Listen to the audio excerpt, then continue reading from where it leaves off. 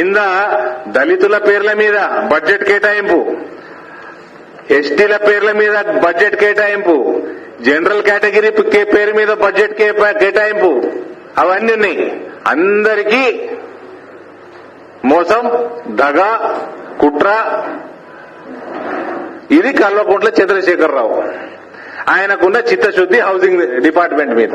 దీని మీద ఇవాళ భారతీయ జనతా పార్టీ ఒక ప్రోగ్రాం చేసి, మేము ఒకటి ప్రోగ్రాం చేస్తున్నామా అండి? మేము ఒక కన్స్ట్రక్టివ్ అపోజిషన్ బాధ్యత నిర్వర్తిస్తున్నాం. 4 కోట్ల ఇళ్లు కట్టుకుంటా దేశం మొత్తంలో ఇక్కడ వచ్చి ప్రశ్నిస్తున్నాం. ఆడ 3.5 కోట్ల గృహప్రవేశాలు కంప్లీట్ చేసుకుని వస్తున్నాం. ఏ లెక్కల్లో అరెస్ట్ చేస్తారు కిషన్ రెడ్డి గారిని? పొద్దున్న లేవగానే పోలీసుల దర్శనం మా ఇంటికాడ, హౌస్ అరెస్టులు, మంత్రులను ఎత్తుకపోవడు. ఇట్లా కేంద్ర మంత్రినే, జర మీడియా మిత్రులను అడుగుతున్నా, ఈ కేంద్ర మంత్రినే ఈ రకంగా ఇట్లా ఎత్తుకొని వేసుకపోతే ఎమ్మెల్సీలని ఎటు పడితే అటు ఇగ్గుకుండా పోవచ్చు. అంతే అన్నట్టు కదా. ఎమ్మెల్సీలని ఏడవాడతాడా రోడ్డు మీద ఇగ్గుకుండా పోవచ్చు. మరి నవ్వకుండ్రి. నేను మహిళా ఎమ్మెల్సీ, పురుషుడు ఎమ్మెల్సీ అంటలేను, నేను ఎమ్మెల్సీ అంటున్నా. అంతే అన్నట్టు కదా. మరి లెక్కేంది, పత్రం ఏంది ఎమ్మెల్సీది?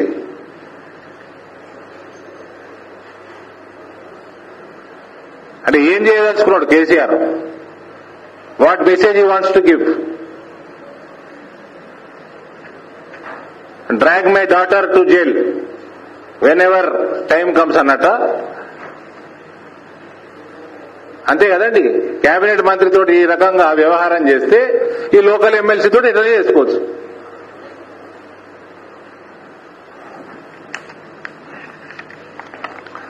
మరోసారి ఇవాళ జరిగిన సంఘటనని పూర్తిగా ఖండిస్తూ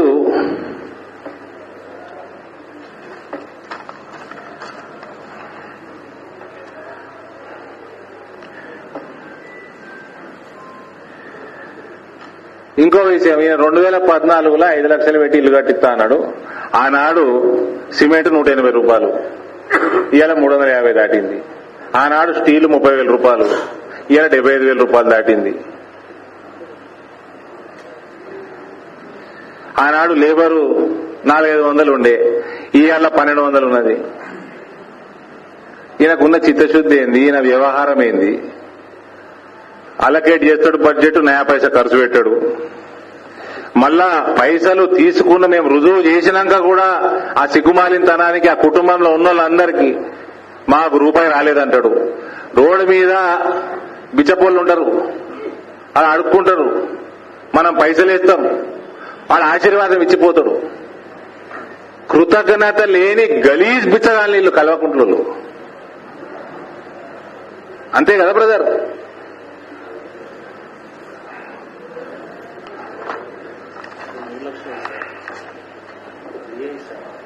అదే 5 నుంచి 6 అన్నాడు, మన 3 లక్షలు అన్నాడు. 3 లక్షలకు కూడా బడ్జెట్ కేటాయించిన అని చెప్పిండు కానీ రూపాయి కేటాయించలే. కాబట్టి ఇది తెలంగాణ ప్రజలకు అర్థమైపోయింది. తెలంగాణ ప్రజలకు అర్థమైపోయింది. టీఆర్ఎస్ కార్యకర్తలు ఎవడైతే దళిత బంధు వస్తుంది, నాకు డబల్ బెడ్రూమ్ ఇల్లు వస్తుంది, లోటా పీస్ కూడా రాదురని ఆయన, హౌసింగ్ శాఖనే లేదు ఈ రాష్ట్రంలో. మీరే ఆలోచన చేసుకోండి. Thank you friends. నేను చెప్పినటువంటి విషయాలు హైకోర్టులో వాళ్ళు అఫిడవిట్ లో ఇచ్చినటువంటి విషయాలు, సెంట్రల్ గవర్నమెంట్ ఎంత డబ్బు ఇచ్చింది, ఏ స్కీమ్ కింద ఇచ్చింది, ఇవన్నీ కూడా. కాబట్టి మళ్ళీ మంత్రులు శ్రీనివాస్ యాదవ్, శ్రీనివాస్ గౌడో ఎవరో వచ్చి ఇదంతా తప్పు గిప్పు అనంటే అఫిడవిట్ తప్పని చెప్పన్నా చెప్పాలి, లేకపోతే దాని మీద ఇది కరెక్టా కాదా వాళ్ళు జవాబు చెప్తే మంచిది. కానీ ఉట్టిగానే మైక్ దొరికింది కదా అని చెప్పి, వాళ్ళకు ఒత్తాసు పలికేటువంటి ఛానల్స్ ఉన్నాయి, లేకపోతే ప్రెస్ ఉంది కదా అని చెప్పి ఏది పడితే అడ్డంగా మాట్లాడొద్దని చెప్పి మరొకసారి రిక్వెస్ట్ చేస్తున్నా. ప్రజల్ని అర్థం చేసుకోవాల్సిందిగా కోరుతున్నాం. National media, PTI, ANI,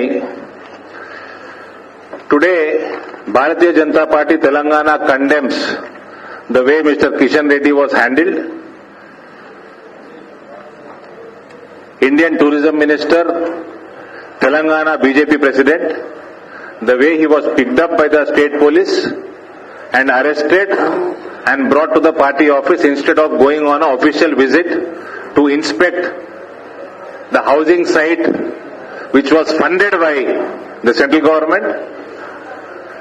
Party condemns it and requests all the Karyakartas across the state to burn the effigy of the state government in every mandal headquarter today at 5 p.m.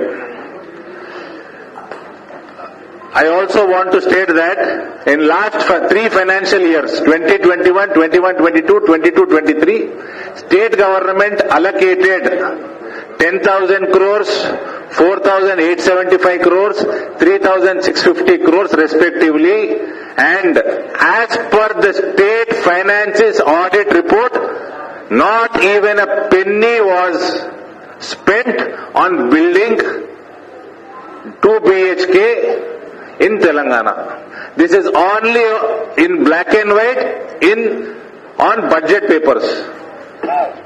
Execution wise, not even a penny is spent as per state government's audit report. This is not Bharatiya Janata Party's audit report. It is their audit report.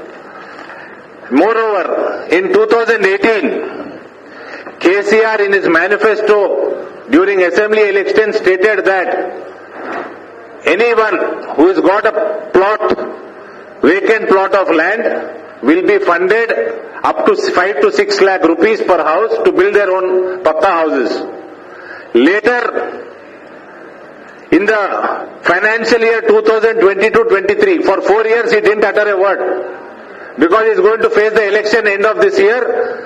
Last financial year 22-23, he allocated funds of 12,000 crore rupees in his budget. In the speech, budget speech, Harish Rao states that 3,000 houses per assembly segment will be built, 3,57,000 in total, and additionally 43,000 for people who have lost their houses or lands for various projects across the state of Telangana, be it irrigation projects, so on and so forth. There is no scientific study. There is no list of people who have lost their properties. Thus, to make 3,57,000 houses a round figure of 4 lakhs, 43,000 was allocated. This is how KCR's government functions. And later, when we dug deep into the budget papers, it was found that not even a penny was allocated for the poor people who have a piece of land to construct their houses. The entire 12,000 crore which was allocated was only allocated for 2 BHK and Pradhan Mantri Awas Yojana, out of which not even a penny was spent. This is the attitude, approach and his commitment towards the poor in regard to housing. And the Department of Housing in Telangana practically doesn't exist. It practically doesn't exist.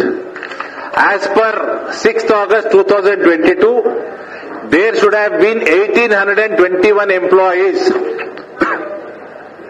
in Housing Department of Telangana, right from Chief Engineer, Superintending Engineer to Watchmen and Sweepers. Out of which, till last year August, only 505 people are working in Housing Department. Rest of 1,316 have been deputed to other departments.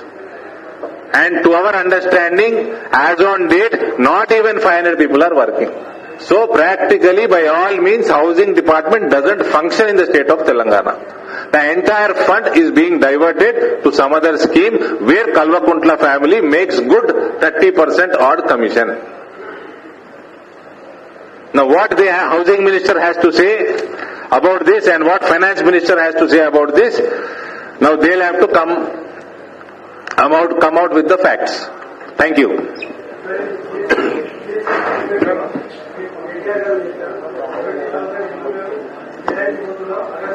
ఎన్నడు కేటాయిస్తాడు? ఆయన సాగైనాక కేటాయిస్తాడా? ఎన్నడు కేటాయిస్తాడు? 9 ఏళ్ళు అయిపోయింది, 3 నెలలు ఎలక్షన్లు ఉన్నాయి. ఎన్నడు కేటాయిస్తాడు? నాకు అర్థమవుతుంది అమెరికా వీక్తున్నాడు ఇప్పుడు మళ్ళా.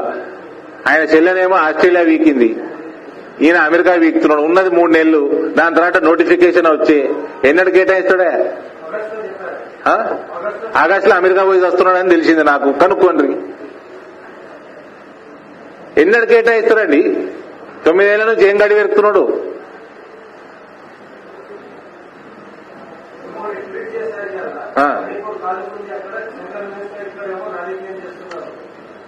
రాజకీయం చేస్తలేడు.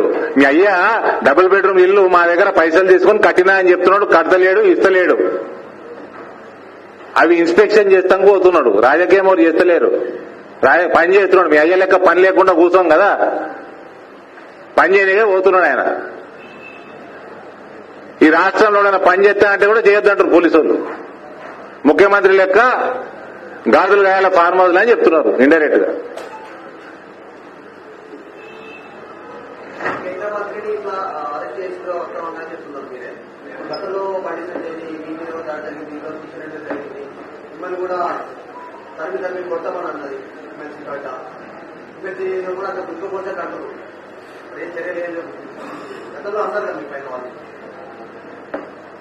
రమ్మని మళ్ళా మా ఇంటికి రమ్మని సార్ 8 మంది ఉన్నారు తయారు మిషన్ గన్లు పట్టుకొని. ఇప్పుడు రమ్మను.